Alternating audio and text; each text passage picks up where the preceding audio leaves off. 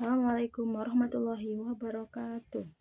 Izin memperkenalkan diri, nama saya Rahma Mentasifa dari semester 4 kelas A dengan NPM 247333026. Di sini saya ingin membuat video resume dari materi yang diberikan dalam mata kuliah pembuatan lateks. Materi yaitu pembuatan sarung tangan lateks dari lateks pekat yang dibuat via sentrifugasi, pendadahan, dan lain-lain. Dicampur dispersi bahan kimia elastomer di bahan kimia menggunakan agitator. Tantangan masa lalu: penggumpalan lateks karena formulasi salah satu konsentrasi amonia tinggi. Dispersi kasar menyebabkan sarung tangan mudah sobek. Latex dipping technology.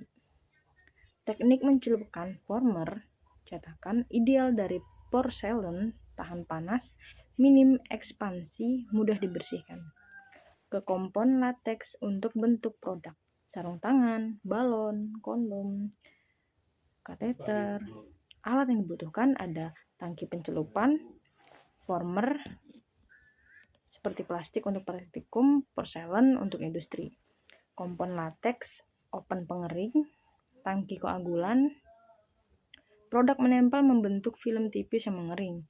2 teknik pencelupan yaitu dipping, straight dip, simple dipping. Former, kering, bersih langsung dicelupkan ke lateks. Tahan sebentar, angkat perlahan. Bergantung wetting ability, kemampuan membasahi former. Tingkatkan dengan former bersih atau kering. Jenis dip yang di 1 kali celup atau multiple dip, ulang setelah kering untuk tebal.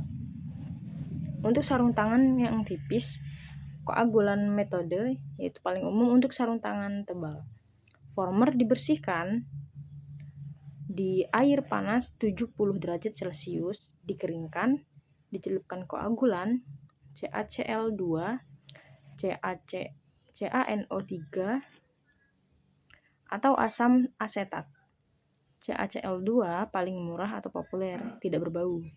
Koagulan dikeringkan parsial, lalu celup lateks, lalu destabilasi lateks, lalu lebih banyak menempel, bisa di pick up tinggi. Proses lengkap lebih bersihnya adalah pembersihan, preheat dengan air hangat, dengan koagulan, dry, latex dip, dry, bleaching dengan cuci air panas, hapus sisa kimia yang ada, bidding, gulung ujung, curing atau vulkanisasi, powder itu opsional, strip, lepas dari formernya.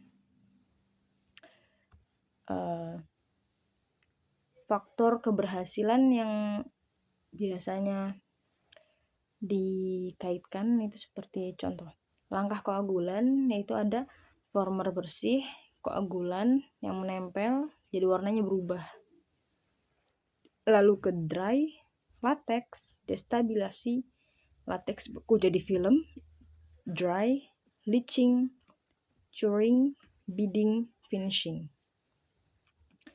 Biasanya kendala yang terjadi saat pembuatan ini yaitu adalah seperti penggumpalan, yaitu penyebabnya ada formulasi yang salah, dispersi kasar, seperti mudah sobek, former kotor. Dan manfaat koagulan di sini adalah sebagai meningkatkan ketebalan dengan 1 kali celup. Jadi hasil lebih melekat dan straight dip. Di sini untuk melakukan straight dip, maka weightability-nya dari kompon itu atau weightability-nya kemampuan kompon untuk membasahi former dan mengeringkan former setelah bersih, setelah kering, dicelupkan sekali, ditahan, lalu diangkat. Setelah itu masuk ke proses selanjutnya, proses pengeringan, proses heating, dan selanjutnya nanti akan diteruskan jadi straight dip.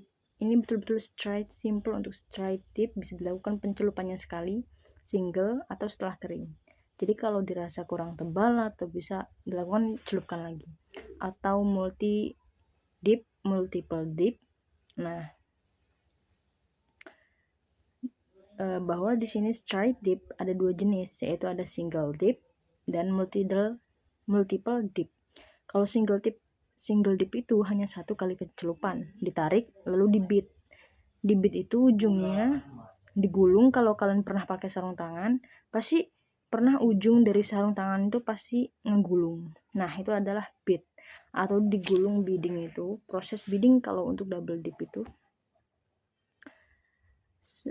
double dip setelah di bidding, dicelupkan lagi seperti itu.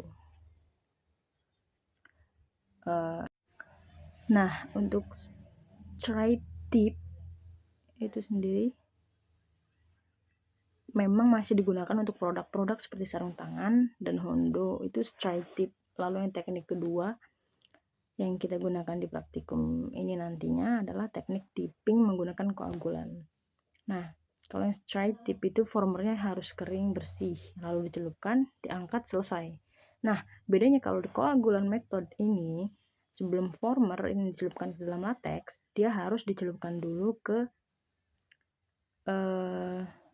dalam, semoga terlihat. Dia harus dicelupkan dulu yang namanya koagulan. Nah, setelah masuk ke koagulan ini, baru nanti dicelupkan ke dalam latex.